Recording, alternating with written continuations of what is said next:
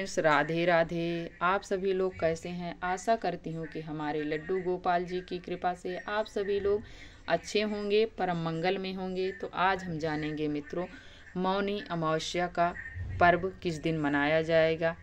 आप सभी को मौनी अमावस्या की बहुत बहुत शुभकामनाएं देती हूँ मित्रों। तो मौनी अमावस्या से रिलेटेड सभी महत्वपूर्ण जानकारी आज हम इस वीडियो में जान लेते हैं। तो चलिए वीडियो को शुरू करते हैं। तो सबसे पहले हम जानेंगे मित्रों कि मौनी अमावस्या कब प्रारंभ हो रही है, कब समाप्त हो रही है।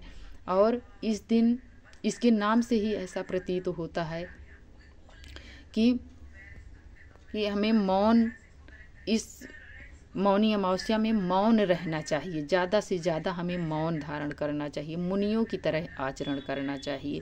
इस दिन हमें नदी, तालाब, सरोवर में स्नान करना चाहिए। यदि आपके आस पड़ोस में है तो आप ज़रूर स्नान कीजिए।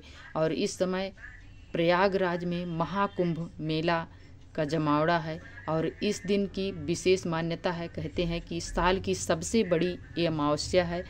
तो इस पे हमारे पितृ देवता और सभी देवी देवता और पितृ लोग धरती पर आते हैं, वो भी प्रयागराज में, वो भी स्नान दान करने। तो हमें यदि हो सके तो हम जाएं, वहाँ पर स्नान करें, दान करें, तर्पण करें। नहीं हो सकता, आप नहीं जा सकते हैं, तो आप अपने घर पर स्नान करें, दान करें। और ये सभी कार्य हमें मौन रहकर ही करना है। ज़्यादा से ज़्यादा हम कुछ नहीं कर सकते हैं, जैसे हम पूरे दिन नहीं रह सकते हैं, तो हम कम से कम स्नान, दान, पूजा भगवान की, तब तक हमें ज़रूर मौन रहना चाहिए। तो चलिए सबसे पहले जान लेते हैं मित्रों कि हमें इसके क्या क्या नियम होते हैं। तो हमें कुछ लोगों का प्रश्न आया है कि इस दिन बाल नहीं धोना चाहिए। तो हाँ मित्रों, इस दिन बाल बिल्कुल नहीं धोना चाहिए। और जो लोग गंगा जैसे स्नान करने जा रहे हैं, तो गंगा जी में तो हमें बिना सर से नहाए हमारा जो पुण्य फल होता है वो हमें पूरा सर से नहाएंगे तभी हमें पुण्य फल प्राप्त होता है। तो हमें सर से ज़रूर नहाना चाहिए, लेकिन उसमें हमें साबुन, शैम्पू का यूज बिल्कुल नहीं करना चाहिए। हमें ऐसे शुद्ध जल से स्नान करना है। करके हम वहाँ पर जल देंगे अपने सूर्य भगवान को, अपने इष्ट को, अपने पितरों को। इस प्रकार से हम वहाँ पर जल देंगे। जल देने के बाद, पितरों को तर्पण करने के बाद फिर हम दान करेंगे। अब जैसे हम गंगा जी में नहाते हैं तो उसी में लोग नहा के दान भी करते हैं। और स्नान करने के बाद जल देते हैं, तर्पण करते हैं, इसके बाद फिर हम दान करते हैं। जैसे घर पे नहा रहे हैं तो सबसे पहले हम स्नान करेंगे, स्नान करके दान करेंगे, दान करने के बाद फिर हम घर की मंदिर में पूजा पाठ करेंगे। तो ये हो गया। और जैसे हम घर पे मित्रों नहा रहे हैं तो हमें घर के जल में थोड़ा सा गंगा जल, काला तिल डालकर ही हमें स्नान करना चाहिए इस दिन, मौनी अमावस्या के दिन। और जब तक हम दान नहीं कर लेते, पूजा पाठ नहीं कर लेते, तब तक हमें ज़रूर मौन धारण करना चाहिए मित्रों।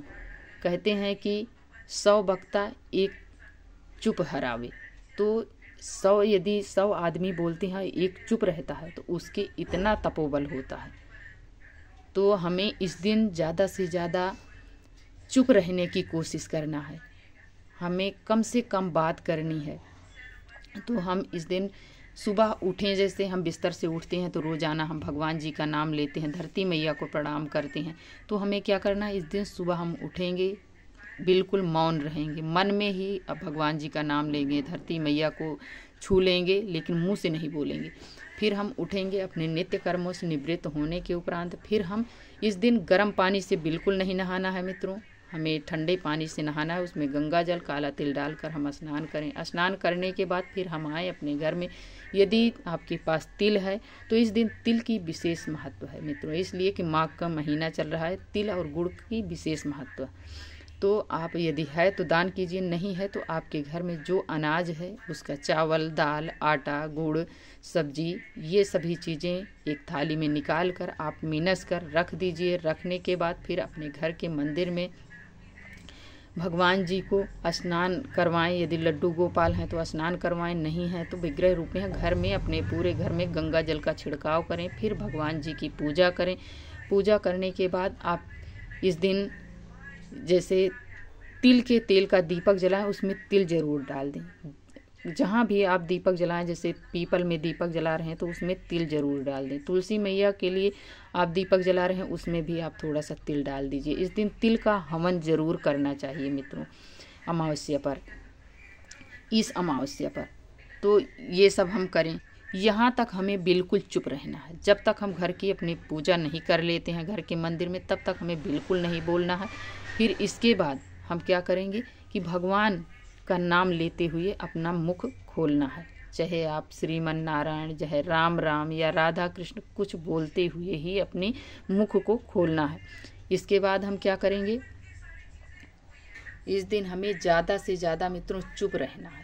ज़्यादा हमें बात नहीं करनी है, ना तो मोबाइल पे ना वैसे। इस दिन हमें ना किसी की निंदा, न चोरी, न चुगली, कुछ नहीं करना है। हमें बिल्कुल अपने आप को शांत रखना है। जितना हम चुप रहेंगे उतना ही हमारे लिए अधिक फल मिलेगा। तो हम ज़्यादा से ज़्यादा चुप रहने की कोशिश करें। और इस दिन यदि आपके पास भगवान ने सामर्थ्य दिया है तो आप गर्म वस्त्र दान करें, तिल का दान करें, पट्टी जैसे तिल का लड्डू होता है, गज्जक होती है, वो सब दान करें। आप अन्न का दान कर दें, जूते चप्पल छाता का दान करें। ये सब पुनीत कार्य आप जरूर करें। और यदि आप घर पे हैं तब भी आपको अपने पितरों के नाम से तर्पण जरूर करना चाहिए इस दिन मित्रों। इसलिए कि आपके जो पितृ होते हैं इस दिन मौनी अमावस्या पर प्रयागराज में वो भी आते हैं धरती पर, तो हमें उनके निमित्त इस दिन जरूर तर्पण करना चाहिए। काला तिल डालकर जल में तर्पण करें और दान करें। स्नान, दान, तर्पण का विशेष महत्व है। हवन कीजिए। करने के बाद फिर हम क्या करेंगे, इस दिन हमें पीपल पूजा जरूर करनी चाहिए। भगवान भोलेनाथ की पूजा करनी चाहिए। पीपल में हमें फेरी लगानी चाहिए। इस दिन हमें तिल का दीपक जलाना चाहिए। दीपक जला के उसमें तिल डाल देना चाहिए। तुलसी की पूजा करनी चाहिए। तुलसी में भी हमें दीपक प्रज्वलित करना चाहिए। धूप दीप, बुध है इस दिन, तो हमें तुलसी मैया का भी पूजन कर सकते हैं। तो हम तुलसी मैया का भी पूजन करें। करने के बाद फिर हम अपना, चाहे पूरे दिन व्रत रखना है तो पूरे दिन व्रत रखें, नहीं रखना है तो आप इतनी पूजा करने के बाद फिर अपना मुख खोलें राम नाम का बोलते हुए। और मित्रों इस दिन हमें ना तो बाल कटवाना चाहिए, ना नाखून काटना चाहिए, ना हमें इस दिन साबुन शैम्पू यूज करना चाहिए। इस दिन हमें ठंडे जल से स्नान करना चाहिए। और इस दिन हमें आग बिल्कुल नहीं सेकनी चाहिए। यदि आप आग सेक लेते हैं तो आपका जितना भी पुण्य फल है सब नष्ट हो जाता है। तो हमें इस दिन आग बिल्कुल नहीं सेकनी है। और इस दिन अपने घर पर कुछ ना कुछ ऑयली चीज़ ज़रूर बनाना चाहिए, घर को महकाना चाहिए। और जैसे कहते हैं जो पितृ देवता होते हैं वो पशु पक्षी के रूप में आते हैं, तो इस दिन हमें कौवा को, कबूतर को, चिड़िया को, कुत्ता को, बिल्ली को हमें इस दिन अन्न ज़रूर खिलाना चाहिए।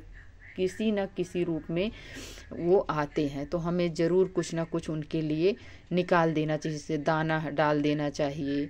यदि नदी तालाब में आप स्नान करने गए हैं तो कौवा हैं, कबूतर हैं, बतख हैं और ये मछली हैं, तो उनके लिए हमें दाना डाल देना है। यदि आप घर पे हैं फिर भी आप अपने छत पे डाल दीजिए।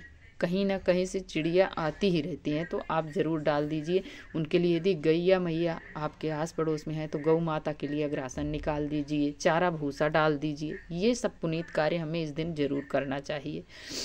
इसलिए कि गौ माता में तो आप सभी को पता है कि सभी देवी देवता का निवास होता है, तो हमें इस दिन गैया मैया की परिक्रमा कर लेनी चाहिए।